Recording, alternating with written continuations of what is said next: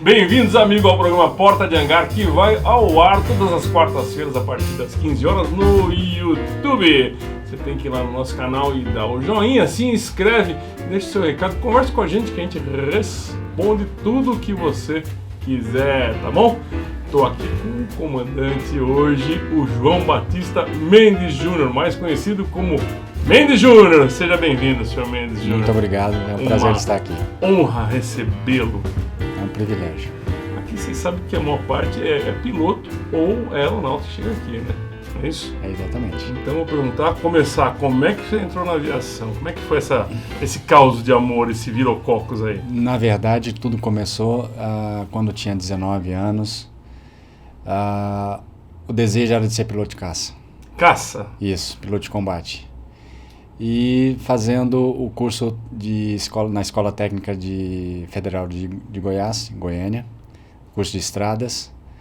Após o término desse curso, eu andando na cidade de Goiânia, vi um papel que se referia à prova de vestibulares em escolas militares, em colégios militares. Que não é fácil, né? Que não é fácil. E eu vi um cadete com um capacete na cintura, do lado de um tucano. Ah, que legal. Aí eu perguntei pro professor de matemática e física do que se tratava, aonde que era, o que tinha que fazer. Ele falou assim, você é muito bom em exatas? Eu falei assim, lasqueira. Aí eu tive que me desdobrar, Beccari, para poder tirar o prejuízo. E quase realizei o meu sonho. No dia 5, 6 e 7 de novembro de 89, prestei o vestibular da Academia da Força Aérea em Brasília, no ginásio Nilson Nelson, e não passei por redação. Ah, não tá brincando Eram comigo. 3 matérias. Exatamente, eram 3 matérias. Mas o pior é matemática, física, essas coisas, e você não passou redação. Eu me dediquei bastante na questão de exatas, que era a minha deficiência, mas eu não me atentei à questão de leitura e, obviamente, na habilidade na escrita. Mas você sabe, pessoal, esse negócio que ele falou agora, redação, é importante para a vida. Exatamente. Né? É muito importante. Então, todas as matérias são importantes. As pessoas acham que não, mas redação é uma coisa muito importante, né? Você vai mandar um contrato, redigir um texto. Exato. Né? Ou uma carta para sua namorada também, né? Que a Angelita está aqui nos visitando, a sua querida. Então você tem que escrever direito, né? Isso, não fica difícil. E aí? Tomou pau, não quis fazer de novo? Aí eu, como uma opção de peso, engenharia do ITA.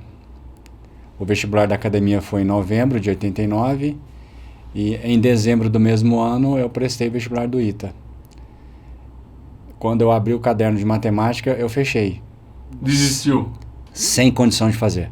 É mesmo? Você não é CDF? Eu sou muito CDF. É mesmo? Eu estudo bastante, CDF. Leio bastante até hoje. É o meu perfil. Mas naquela época não tinha uma base, não tinha uma estrutura à altura do vestibular daquela instituição de ensino, que é o ITA. Que é bem complicado, né? É bastante.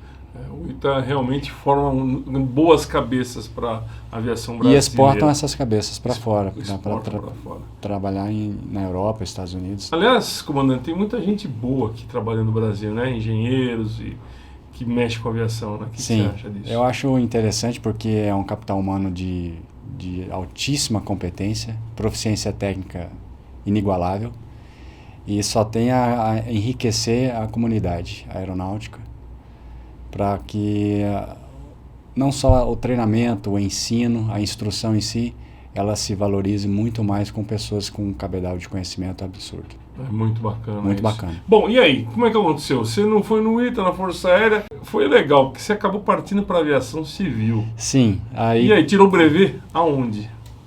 Como meus pais moravam no interior de Mato Grosso, cidade chamada Alto Araguaia, eu voltei para lá e minha mãe costureira, meu pai trabalhando no Banco do Brasil. Nenhum dos dois na aviação? Ninguém da família. Ou seja, vendo natural da coisa. Natural, exatamente. É um desejo ardente de realizar um sonho desde criança.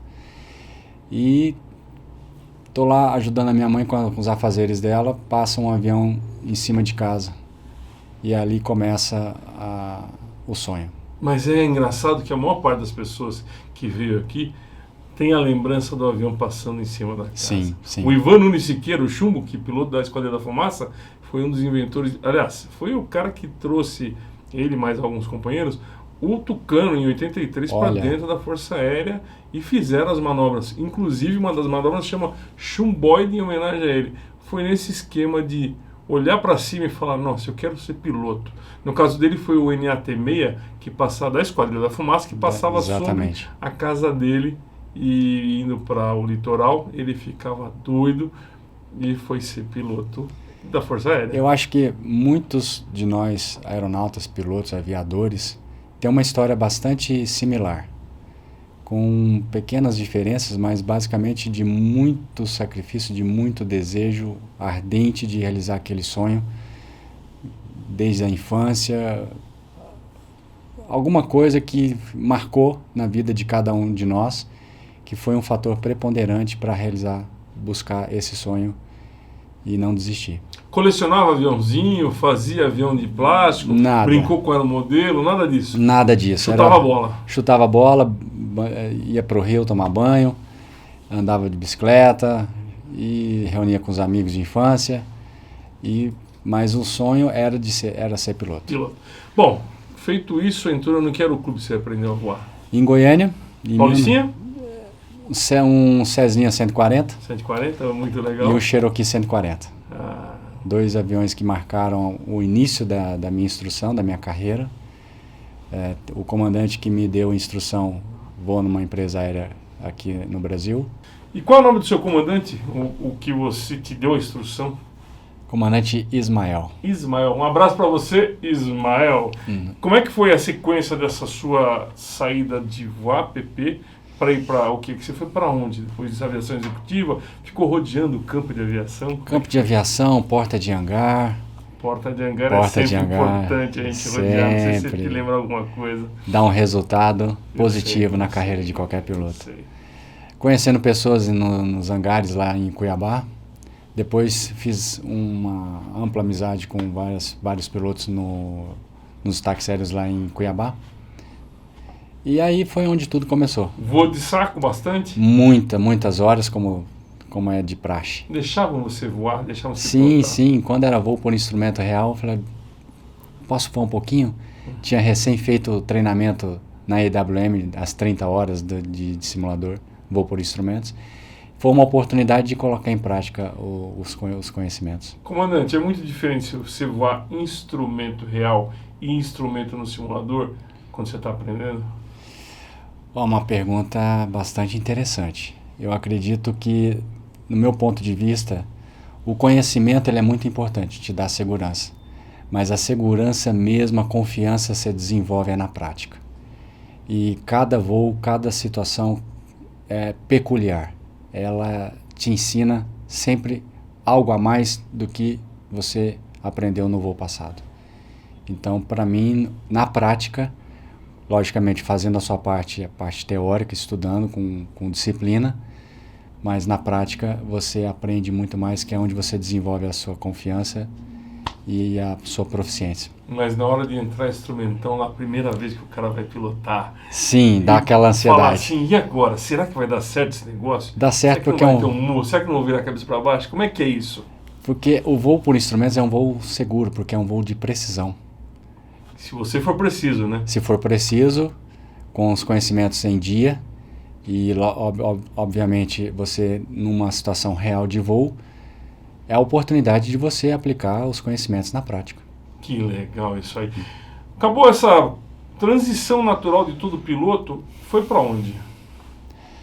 Aí entrei na Brasil Central, uma regional da TAM, em 95, um ano de copiloto, depois um ano de comandante.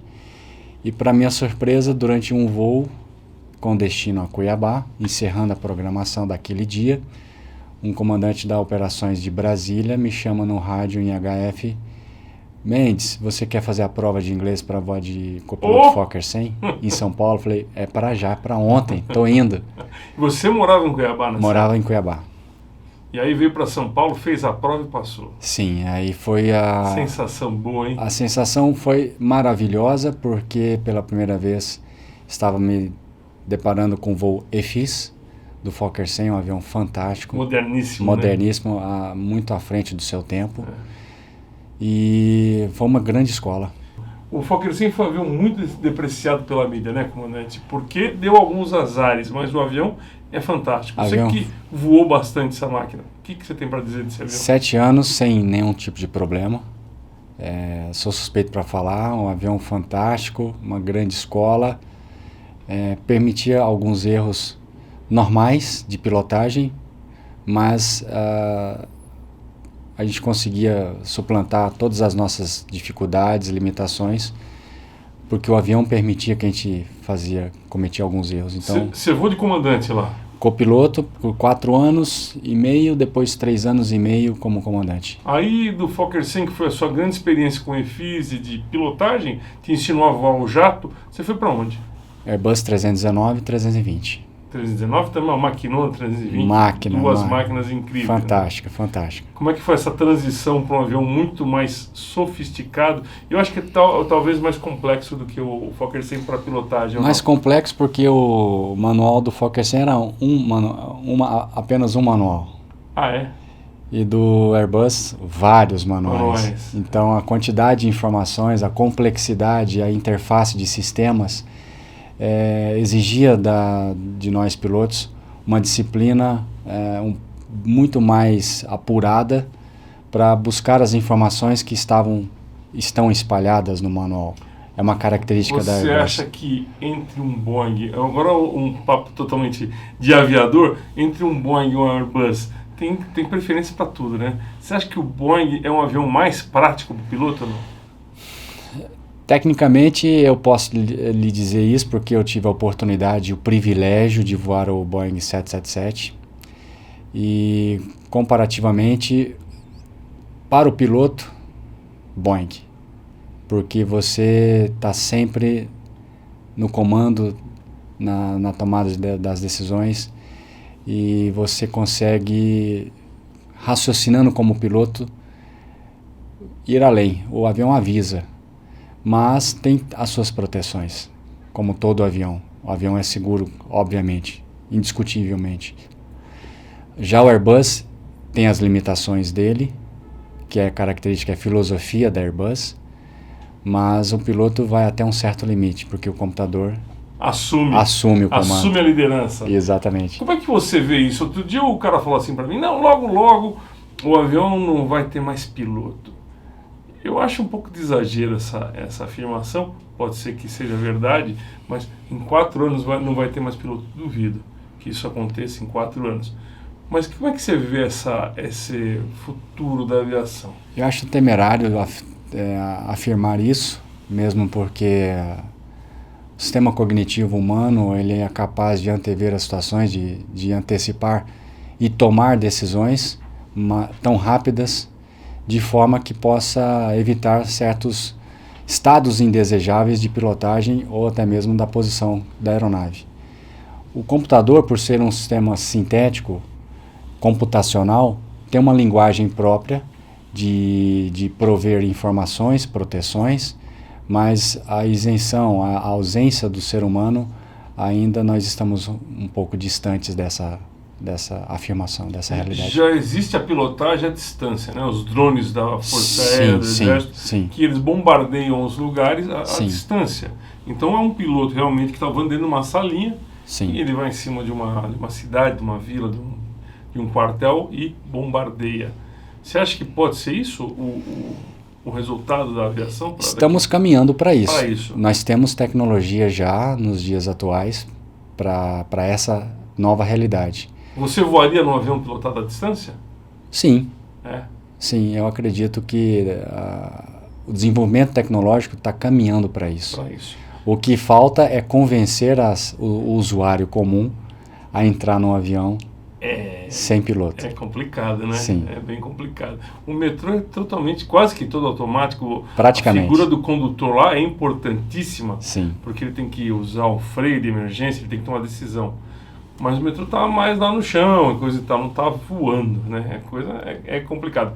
Depois dessa aviação comercial sua, 320, coisa e tal, para onde você foi? Só na Nacional você ficou ou não? Não, aí eu Em 2008 fiz o curso do Airbus A330, voei por 8 anos, fiz a transição do 330 para o 350, um ano, 11 meses praticamente. Ou seja, voo internacional. Por 11 anos. Por 11 anos. Dentro do 30, do 30, 777 e do Airbus 350. Do 330, 350, 777 e depois voltei para o 350. 3 grandes máquinas, 3 grandes experiências. A do 350, com certeza, a experiência mais... Fantástica. Eu acho que o 350 é daqui para frente outra aviação, ou não?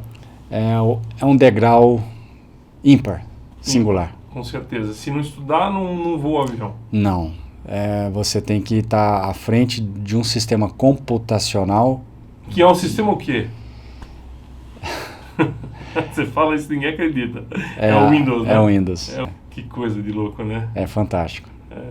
O pessoal fala mal às vezes do Windows, fala que o Windows não é legal, que o Mac é melhor, ou que o Mac não é legal, que o Windows é melhor. Mas tudo funciona bem, Tudo né? funciona bem, você tem que desenvolver a disciplina de estudar sempre, estar sempre atualizado, sempre à frente das informações, porque é importante para o aviador nos dias de hoje você ter o conhecimento técnico e a sua proficiência impecável. Comandante, o comandante voa de 4 faixas, né? E o que é aquele ramo em cima? Qual a diferença? Explica pro pessoal aí. Aquele é o cap do Master. O Master. É aquele que você usava ou não? É aquele que eu usava. O cara é fera pra caramba. O que precisa merecer para ter um cap daquele lá? O seu histórico na companhia. Obviamente, a promoção ela envolve vários critérios. Dentre os critérios, a questão da postura, a conduta, comportamento, a experiência, outras qualidades que a empresa utiliza como critério para análise e, eventualmente, a promoção.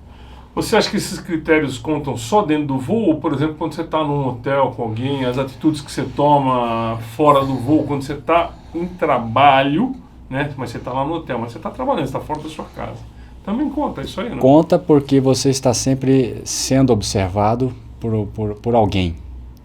E esse alguém pode ser da tripulação, pode ser alguém do hotel.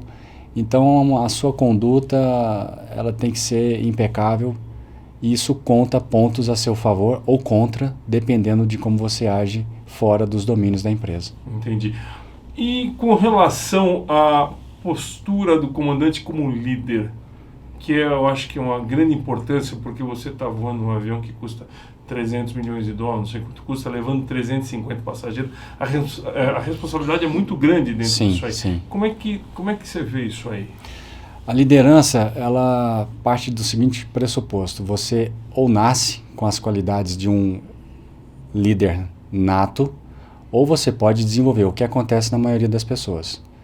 E nós temos ferramentas, nós temos recursos, nós temos subsídios para que a maioria das pessoas que não são líderes natos possam desenvolver com bastante maestria, com bastante qualidade, as qualidades inerentes a um verdadeiro líder. E como o preposto da companhia, o que é o comandante, a figura representativa do comandante, obviamente nós temos treinamentos, as empresas aéreas oferecem treinamentos específicos para que essa liderança seja desenvolvida, seja identificada e seja aprimorada. É importante saber. Mas a gente já vai continuar daqui a pouco. Vou entrar no intervalo comercial e a gente já volta com o Comandante Mendes Júnior. Valeu! No Porta de Hangar temos 2 programas para você, o Porta de Hangar e o PH Radar. O PH Radar mostra os acontecimentos da aviação. No Porta de Hangar, pessoas da aviação dividem as experiências de suas vidas com você. Aqui no Porta de Hangar, o público é qualificado e tem total interação com a sua marca. Você que procura divulgar a sua empresa, venha para o Porta de Hangar, o canal da aviação.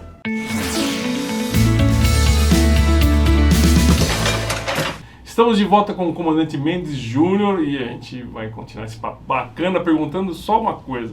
Troca de cueca teve alguma? Não necessariamente. Algumas situações assim de extrema atenção, principalmente em questão de mau tempo, linha de estabilidade, turbulência severa. É raro, mas acontece. É normal. É normal, né? Normal. O cara que está voando ali tem que saber que pode ter uma emergência, pode ter uma troca de cueca, uma despressurização, sistema hidráulico, tudo pode acontecer. Sim. Mas todos os pilotos estão preparados para esse tipo de coisa. Com certeza. Não é isso mesmo? Com relação à liderança, você parece que tem um trabalho diferenciado como coaching, é isso? Sim. Foi uma alternativa em função da transição de carreira. Estou afastado da função de piloto já por 13 meses. E pelo fato de ficar tanto tempo ocioso, eu resolvi investir em uma outra área na parte de desenvolvimento humano. Porque, em primeira questão, era como eu poderia transformar, como eu poderia ajudar algumas pessoas que estivessem passando por alguma situação, problema de ordem psicossomática, uma doença, problema de saúde, se eu não transformasse a começar por mim. Então, como referência, eu optei em investir nesta área de desenvolvimento humano, em mim, em primeiro momento, para que eu pudesse usar ferramentas específicas nesta área da parte de desenvolvimento humano para ajudar pessoas, principalmente da aviação.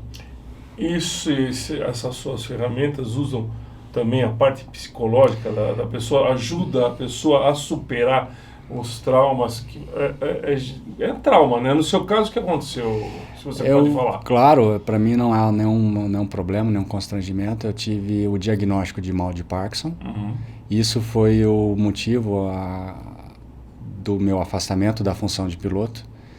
Mas, olhando para trás, nos últimos 24 anos e 6 meses de profissão, eu só tenho que agradecer a Deus pelo fato de ter tido a oportunidade de ter voado, de ter conhecido pessoas maravilhosas. E voado essas máquinas maravilhosas. Ter voado as máquinas maravilhosas foi um grande privilégio. Eu acho que agora é um outro pedaço da vida. Sim. Que você começou com outra, vamos dizer assim, profissão. Sim, agora é uma profissão. Estou levando isso a sério. De forma que, para você impactar a vida de pessoas que necessitam de ajuda específica, seja através de ferramentas, para que você ajude as pessoas nos mais variados problemas, nas mais variadas situações, é claro que, para mim, isso é importante levar a sério, de forma que a vida das pessoas não se brinca. Não se brinca. Tem que se respeitar. É difícil você explicar para um cara que gosta de voar, né, uma situação dessa, né? O cara, eu gosto de voar, mas às vezes você não é piloto, é qualquer outra profissão e tem que parar obrigatoriamente, sim. né? Como lidar com essa situação, Mendes Júnior? O diagnóstico foi num dia à tarde. Eu estava em Goiânia e fui num médico. O médico deu o diagnóstico, ele chorou, mesmo sendo especialista. Isso me causou uma surpresa. Que coisa. E ele ficou muito sentido em dar esta informação para mim, esse diagnóstico, porque fez alguns questionamentos sobre a minha profissão, quanto tempo, se eu gostava, se eu amava o que eu fazia. E eu falei assim, sim, eu respondia todas as perguntas que ele me fazia. E no final ele deu a triste notícia dizendo que eu não poderia voar mais na função de piloto. E eu fiquei em estado de choque. Perguntei para ele com um ar de surpresa, assim, falei, é mesmo, doutor? Não posso mais? Ele falou assim, infelizmente. Tá bom, então o que eu preciso fazer? E naquele momento foi uma decisão minha, pessoal, de dar a volta por cima, já saber como deveria ser, como seria o tratamento para o Parkinson. E no dia seguinte já estava com os medicamentos, já iniciando a medicação, fazendo exercícios físicos e não dei vazão nenhuma à tristeza e à depressão. Ou seja, não ficou chorando pelas tabelas. De forma alguma. Tocou a vida em frente, o que te levou a ser um coaching, é isso? Exatamente. E você, por exemplo, com esse seu trabalho, você dá palestras motivacionais? Como é que você usa esse trabalho, esse novo trabalho seu? O coach não necessariamente tem a obrigatoriedade de ser um palestrante. Mas você dá. Mas como a palestra ela tem um foco em impactar um maior número de pessoas ao mesmo tempo no mesmo lugar, isso é uma vantagem para um coach que desenvolve a habilidade de ser um palestrante. Então, vendo nisso uma oportunidade, um diferencial, eu vi que eu não tinha a habilidade e as competências necessárias de um palestrante.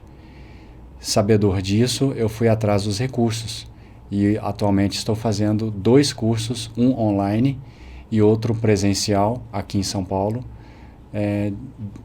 cursos direcionados para dar palestra. E como é que funciona esse curso? Deve ser um curso intenso, né? Deve ser porque não é fácil chegar e passar uma ideia para várias pessoas. Você pode dar sono na pessoa, não querer assistir, ou você pode criar um novo impacto. Sim, na verdade o impacto começa com empatia.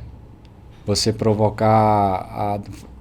estabelecer uma conexão com a sua plateia, com seus ouvintes, e usar algumas técnicas específicas de oratória, principalmente comunicação não verbal. Isso faz uma grande diferença.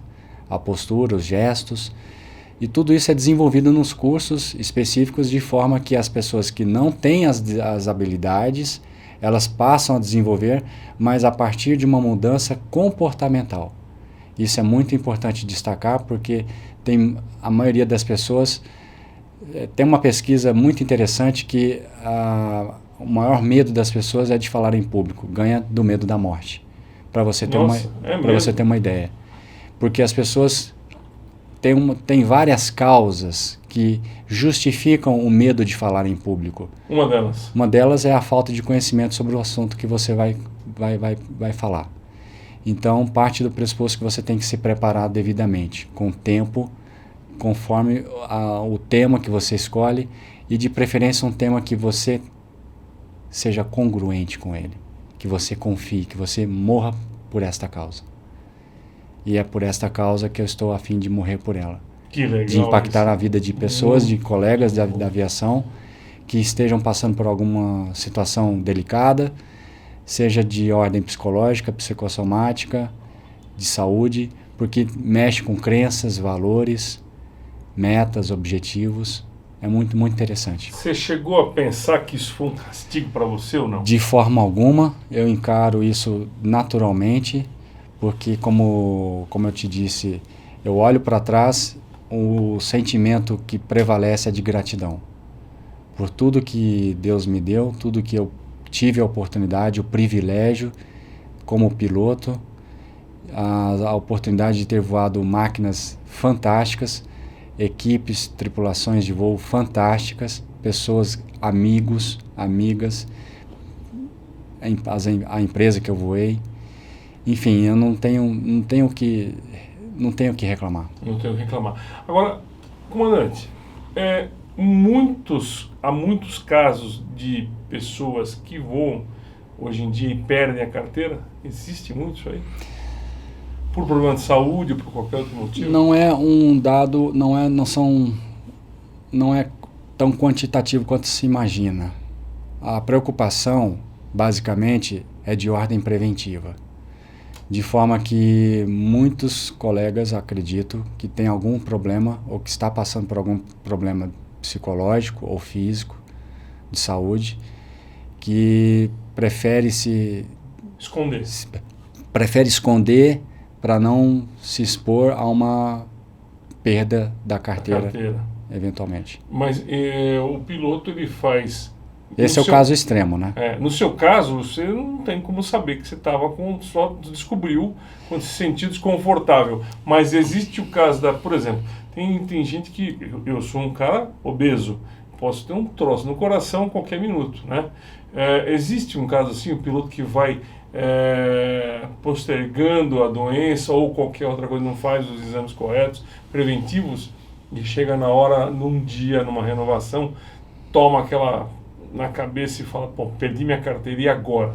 Basicamente, Beccari, a orientação dos médicos, das clínicas credenciadas... É que se cuide. É que se cuide de forma preventiva. Cuide da alimentação, uma alimentação saudável, a prática de exercícios físicos regulares, uma vida saudável, basicamente. Uhum. Então, como tem um problema da questão da jornada de trabalho dos aeronautas, dos tripulantes, eventualmente o ritmo de trabalho dificulta a você ter uma rotina regrada para estabelecer uma vida saudável, tendo uma alimentação saudável e a prática de exercícios. Entendo.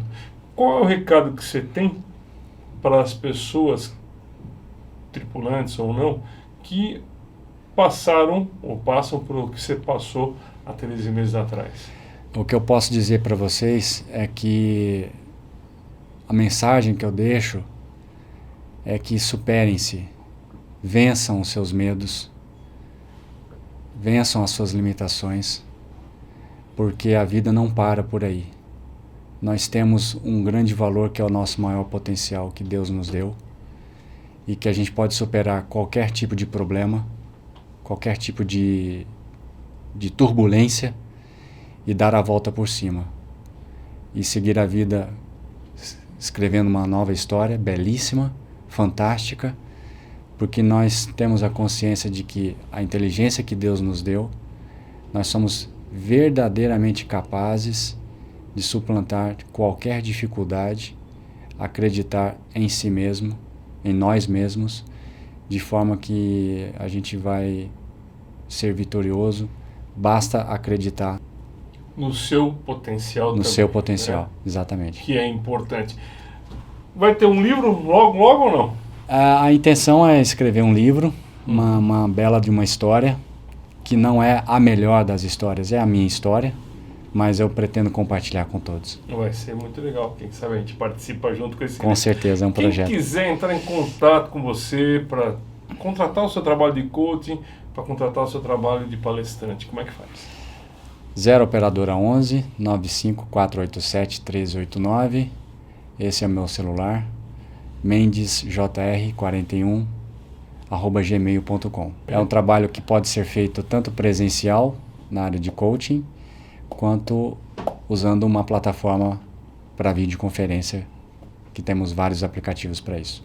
Muito legal. Gente, tá aí o comandante, lição de vida dada. Obrigado por participar do nosso programa. Agradeço. Comandante, fique com a gente. Até mais. Se inscreve no canal se não apanha da Dona Érica. Dá o seu joinha, manda o seu recado pra gente, tá bom? Um abraço a todos. Valeu!